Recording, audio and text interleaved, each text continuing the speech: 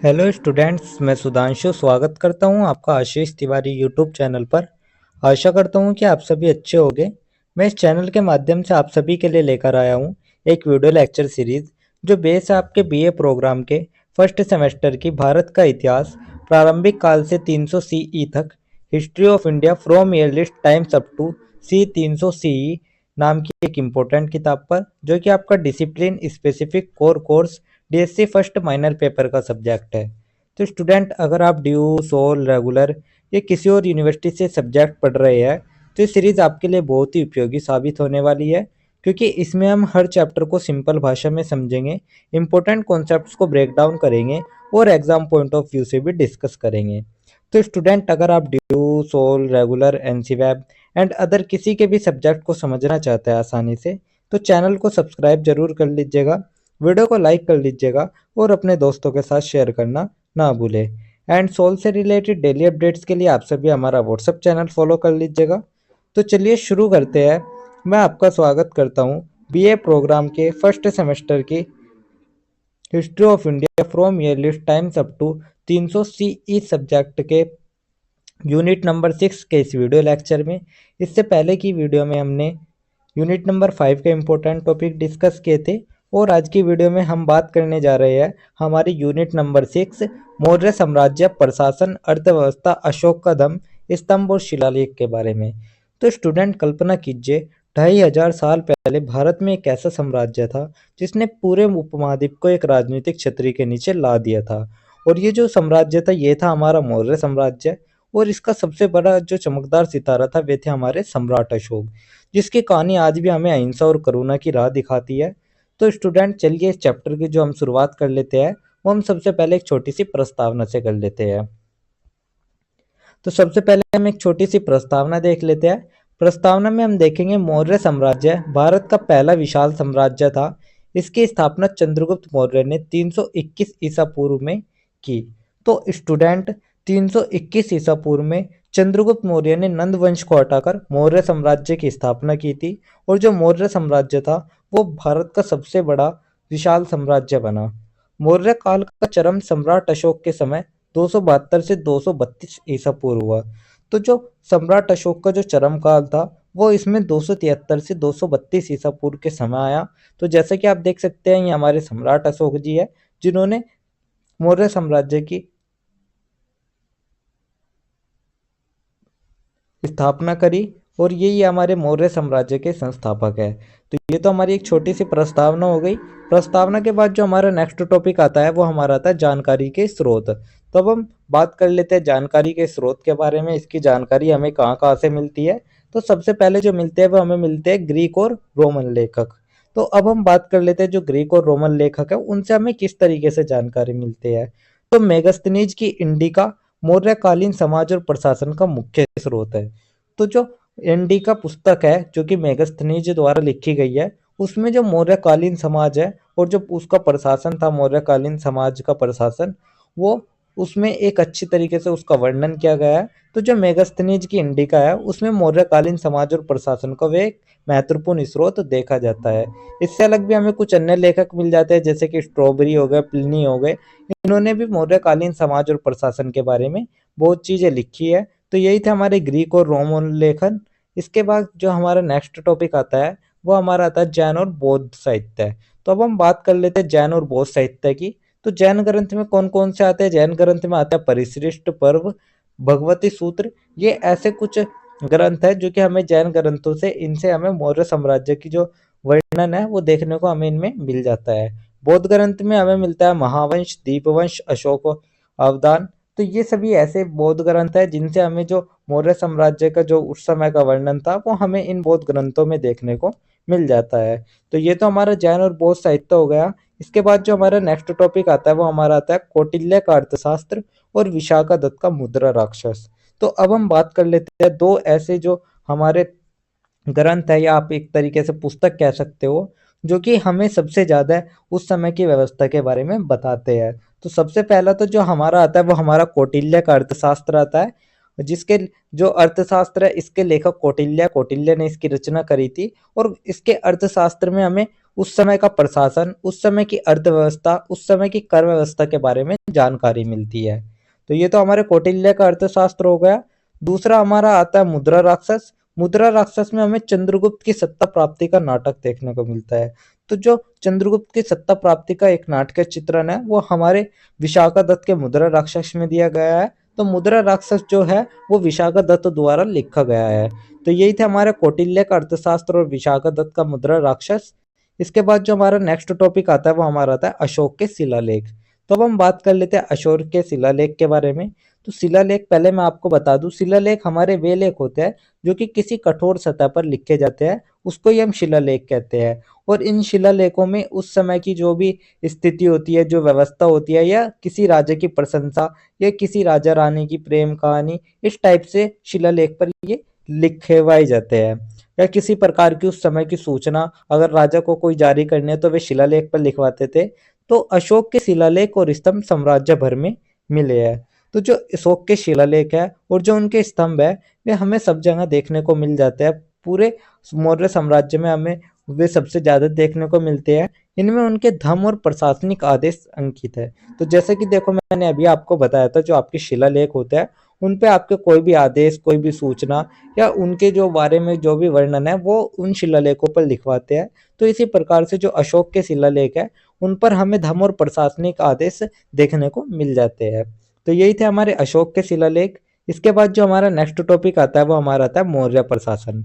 तो अब हम बात कर लेते हैं मौर्य प्रशासन के। जो मौर्य काल था उसमें प्रशासन किस तरीके से था। तो इसमें हम सबसे पहले देखेंगे केंद्रीय प्रशासन के बारे में। तो सबसे पहले हम केंद्रीय प्रशासन के बारे में बात करेंगे।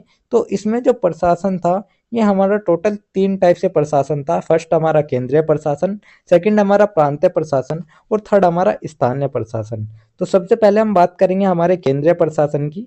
तो केंद्रीय प्रशासन में सम्राट सर्वोच्च शासक, यानी कि जो सम्राट होता था वो उस प्रशासन का सर्वोच्च शासक होता था, यानी कि सम्राट का जो पद था वो सर्वोच्च पद था। मंत्री परिषद आमत्य, यानी कि जो मंत्री परिषद होती थी वो हमें केंद्रीय प्रशासन में देखने को मिल जाती है, जो कि हम आज के टाइम में तो मंत्री परिषद कह सकते हैं, लेकिन उस टाइम में इसे आमत्य के नाम से जाना जाता था। इससे अलग भी कुछ अन्य विभाग थे, जैसे कि वित्त विभाग था, सैन्य विभाग था, कृषि विभाग था, न्याय विभाग था।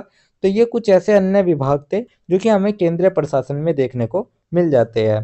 तो ये तो हमारा केंद्रीय प्रशासन हो गया। इसके बाद जो हमारा नेक्स्ट प्रशासन आता है वो हमारा आता है प्रांतीय प्रशासन। तो अब हम बात कर लेते हैं हमारे प्रांतीय प्रशासन के बारे में। तो साम्राज्य 4 प्रांतों में विभाजित, तक्षशिला, उज्जैन, सुवर्णगिरी, पाटलिपुत्र। तो जो मौर्य साम्राज्य था, मौर्य साम्राज्य को 4 प्रांतों में बांटा गया। पहला तक्षशिला, दूसरा उज्जैन, तीसरा सुवर्णगिरी, फोर्थ हमारा पाटलिपुत्र। और जो ये 4 साम्राज्य थे, ये जो 4 प्रांत थे, इन चारों प्रांत में अलग अलग कुमार या आर्यपुत्र या आप एक तरीके से राजकुमार भी कह सकते हैं। तो प्रत्येक प्रांत पर एक राजकुमार या एक राज्यपाल होता था। तो यही प्रत्येक प्रांत पर कुमार या आर्यपुत्र, राजकुमार, राज्यपाल होता था। तो यही था हमारा प्रांतीय प्रशासन। इससे अलावा फिर जो हमारा थर्ड प्रशासन आता है वो हमारा आता है स्थानीय प्रशासन। तो अब हम बात कर लेते हैं स्थानीय प्रशासन के बारे में। तो स्थानीय प्रशासन में जो होता था, गांव में ग्रामीण अधिकारी होता था और नगर में नगर अध्यक्ष होता था, या फिर जिसे हम आज के टाइम में विकसित रूप में नगर पालिका या नागरिक अधिकारी भी कह सकते हैं। इसी के साथ साथ नापतोल, व्यापार, सड़क, कानून आदि का प्रबंधन करते थे। तो ये जो स्थानीय प्रशासन होता था, ये स्थानीय प्रशासन सड़क से रिलेटेड, व्यापार से रिलेटेड, नापतोल, कानून, इन सभी का प्रबंधन जो था वो स्थानीय प्रशासन करता था। तो यही था हमारा स्थानीय प्रशासन। इसके बाद जो हमारा नेक्स्ट टॉपिक आता है वो हमारा आता है मौर्यकालीन भारत का सामाजिक आर्थिक ढांचा। तो अब हम बात कर लेते हैं मौर्यकालीन भारत के सामाजिक आर्थिक ढांचे के बारे में, जिसमें हम सबसे पहले बात करेंगे मौर्य अर्थव्यवस्था की। तो सबसे पहले हम मौर्य अर्थव्यवस्था के बारे में देख लेते हैं। तो कृषि आधारित व्यवस्था। तो जो मौर्यकालीन अर्थव्यवस्था थी वो मुख्यतः हमारी कृषि पर आधारित थी, यानी कि खेती पर आधारित थी। और राज्य कर वसूलता था, भूमि कर, सिंचाई, व्यापार।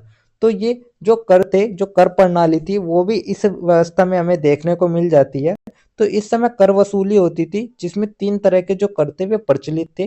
पहला हमारा भूमि कर, दूसरा सिंचाई कर और तीसरा व्यापार कर। तो ये 3 जो कर थे ये राज्य वसूलता था। साथ ही सिक्कों का प्रयोग होने लगा, सिक्कों का प्रचलन इस समय में हमें देखने को मिल जाता है। इसी के साथ साथ वन, खनिज और व्यापार पर भी राज्य का नियंत्रण। तो जो भी प्राकृतिक संपदा थी, जैसे कि वन हो गए, खनिज हो गए या फिर व्यापार हो गया, इन सभी पर भी राज्य का जो नियंत्रण था वो स्थापित था, राज्य उन पर नियंत्रण कर सकता था। तो स्टूडेंट, कहा जाता है कि जो मौर्य काल में खेतों से लेकर जंगल तक था, वो हर संसाधन सम्राट की नज़र में रहता था। तो यही थे हमारी मौर्यकालीन अर्थव्यवस्था। इसके बाद जो हमारा नेक्स्ट टॉपिक आता है वो हमारा आता है सम्राट अशोक को लेकर। तो अब हम बात कर लेते हैं अशोक के बारे में। तो जैसा कि सबसे पहले हम बात करेंगे सम्राट अशोक की। कलिंग युद्ध 261 ईसा पूर्व के बाद हिंसा त्याग कर बौद्ध धर्म अपनाया, करुणा, अहिंसा और धर्म प्रचार को अपनाया। तो स्टूडेंट, अशोक का जो सबसे बड़ा मोड़ आता है वो हमारा कलिंग युद्ध आता है, जो कि 261 ईसा पूर्व में आता है।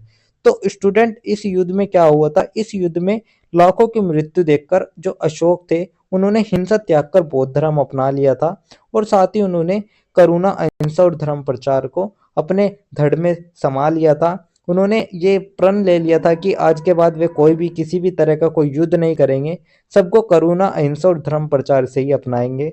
तो यही था हमारा अशोक का जीवन। इसके बाद जो हमारा नेक्स्ट टॉपिक आता है वो हमारा अशोक का धम आता है। तो अब हम बात कर लेते हैं अशोक के धम के बारे में।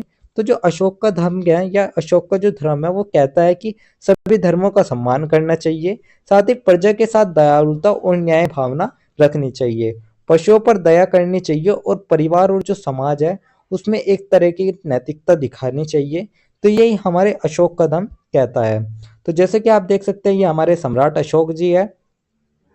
इसके बाद जो हमारा नेक्स्ट टॉपिक आता है वो हमारा आता है बाह्य संबंधों में धर्म का प्रचार। तो अब हम बात कर लेते हैं बाह्य संबंधों में धर्म के प्रचार के बारे में, यानी कि विदेशों में जो धर्म का प्रचार हुआ वो किस तरीके से हुआ। श्रीलंका, म्यांमार, चीन आदि देशों में बौद्ध धर्म भेजा। तो अशोक ने बौद्ध धर्म को श्रीलंका, म्यांमार, चीन तक पहुंचाया। इसी के साथ साथ उसने अपने पुत्र महेंद्र और पुत्री संघमित्रा को श्रीलंका भेजा। तो जो अशोक थे उनके दो संतान थी, एक पुत्र था एक पुत्री थी। उनके जो पुत्र का नाम था वो महेंद्र था और उनकी पुत्री का नाम संघमित्रा था। तो इन्होंने अपने दोनों ही संतानों को श्रीलंका भेज दिया। तो इसी के कारण ही उनका विदेशों में धर्म प्रचार उन्होंने किया।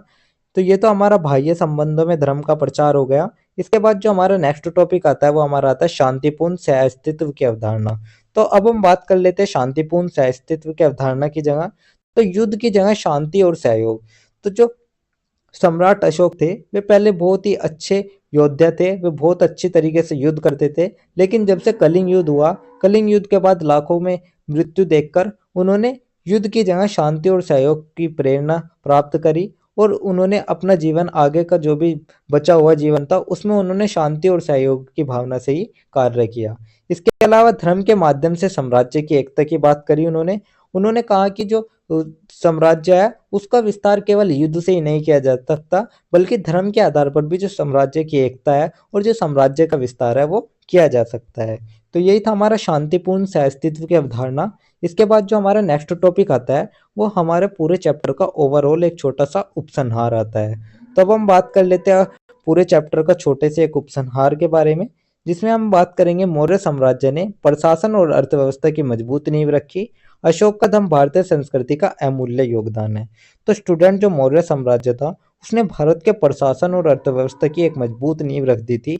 और जो कि अशोक का जो धर्म है वो हमें सिखाता है कि भारतीय संस्कृति का अमूल्य योगदान हमें अशोक के धर्म में मिल जाता है। इसी के साथ साथ मौर्य साम्राज्य का पतन 185 ईसा पूर्व में हुआ, पर इसकी छाप भारतीय इतिहास पर गहरी रही। तो जो साम्राज्य था वो तो 185 ईसा पूर्व में समाप्त हो गया था, लेकिन इसकी जो छाप है वो सदियों तक बनी रहे। अशोक का जो नाम था वो सदियों तक चलता रहा। तो स्टूडेंट, मौर्य साम्राज्य सिर्फ एक साम्राज्य ही नहीं था, बल्कि ये भारतीय इतिहास की वह नींव थी जिस पर आने वाले जो राजवंश थे उन्होंने अपनी कहानियां गढ़ी। और अशोक एक ऐसा सम्राट था जो कि युद्ध की जीत से नहीं बल्कि करुणा और धर्म से दुनिया को जीतना चाहता था। तो यही था हमारा एक छोटा सा उपसंहार, जिसके साथ हमारी यूनिट नंबर 6 कंप्लीट होती है। तो यही थी हमारी 6th यूनिट, जिसके इंपॉर्टेंट टॉपिक्स मैंने आपको शॉर्ट्स में एक्सप्लेन कर दिया है। तो अगर किसी भी स्टूडेंट को ये पीडीएफ या नोट्स चाहिए होंगे तो आप हमारे टेलीग्राम चैनल को ज्वाइन कर लीजिएगा, वहाँ पर आपको ये पीडीएफ या नोट्स मिल जाएंगे। एंड अगर किसी भी स्टूडेंट का किसी भी तरह का कोई भी डाउट या किसी भी तरह की कोई भी क्वेरी होती है तो आप हमारे कमेंट सेक्शन में या हमारे इंस्टा पेज को फॉलो करके भी पूछ सकते हैं। डेली अपडेट्स के लिए आप सभी हमारा व्हाट्सअप चैनल फॉलो कर लीजिएगा और अगर आपको ये लेक्चर उपयोगी लगा तो वीडियो को लाइक करें, चैनल को सब्सक्राइब करें और अगले अध्याय के लिए तैयार रहिएगा, जहां हम बात करेंगे हमारी नेक्स्ट यूनिट नंबर 7 के बारे में। तो आप सभी का बहुत बहुत धन्यवाद। आपका दिन शुभ रहे।